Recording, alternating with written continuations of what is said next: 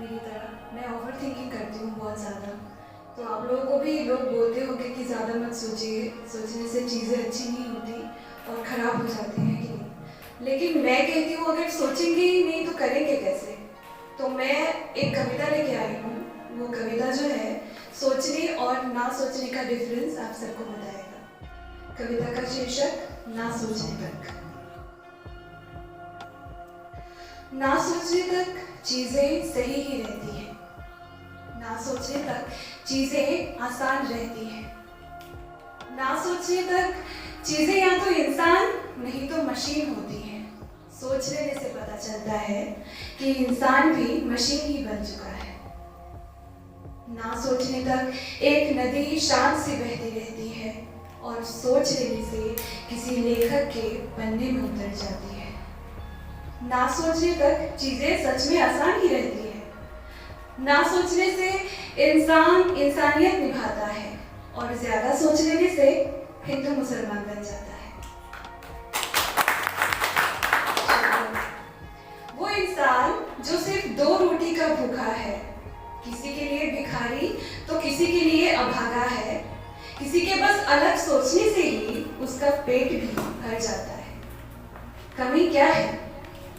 कमी क्या है ढूंढ रहा हूँ हर मंदिरों मज़ारों में, हर गलियों और दरबारों में, हर शॉपिंग मॉल के बहारों में, स्ट्रीट लाइट्स के दामन तले कमियां ढूंढ रहा हूँ। कमी क्या है? बुलेट वे और एक्सप्रेस वे पर खोज रहा हूँ।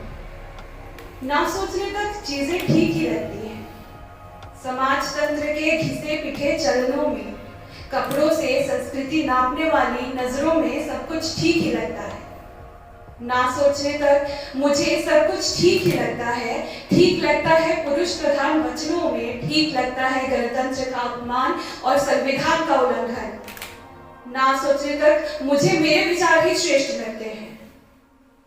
रीति रिवाजों के खोखले बुनियाद भी अव्वल लगते हैं। शिक्षा और शिक्षितों का झुक जाना भी मुझे बुरा नहीं लगता। कमी क्या है? ढूंढता रहता हूँ, शुरुआत भी खुद से ही करूंगा। ना सोचने तक हमेशा पुरुष ही ऊंचे दिखते हैं। सोचने से हर महिला में लक्ष्मीबाई दिखती है। कमी क्या है? कोर्ट और कचहरी का चक्कर तो चलता रहता है। फाइलें हर दफ्तर में घूमती रहती हैं। सोच लेने से हर लड़की में निर्भया देखता हूँ। सोच लेने से मेरी रूह कांप उठती है। कमी क्या है? हर लड़की को घर से निकलने से रोका जा रहा है। ना सोचने से चीजें सच में सही ही रहती हैं। सोच लेने से सिर्फ पुरुषों का ही घर के लिए कमाना और औरतों का ही खाना बनाना गलत लगता है। फिर भी ढूंढता जाऊंगा कमी क्या है। ना सोचने से गांधी जी गलत और गॉड से निष्पाप सा दिखता है। ना सोचने से विदेशी भी भाई से लगते हैं। सोचने से उनकी आंखों में देश प्रेम दिखता है। ना सोचने तक किसी का देश प्रेम वाला डेफिनेशन भी गलत नहीं लगता है। सोच लेने से संविधान से बड़ा कोई धर्म नहीं दिखता है। किसी का हस्तक्षेप जीवन में बुरा नहीं लगता है। किसी का आजादी वाला भाषण दिल में चुभता है। पत्रकारिता की नीलामी मनोरंजन सी लगती है। सोच लेने से दिल एक परिवर्तन के लिए तरसता है। इसीलिए कमी क्या है ढूंढता रहता हूँ। हेलो एवरीवन, ये जो कविता थी हमारे समाज में चल रही कुछ कुरीतियों के बारे में थी। हम भारत में रहते हैं और 50 साल पहले हमारा जो कंट्री था इससे अलग था, लेकिन हमारे पूर्वजों ने अगर इसको सुधारने के लिए नहीं सोचा होता तो आज हम ऐसी ही ज़िंदगी नहीं जी रहे होते।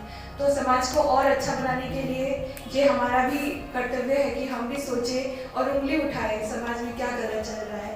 तो मेरे पोएम बस उसी को डेडिकेटेड थी। Thank you.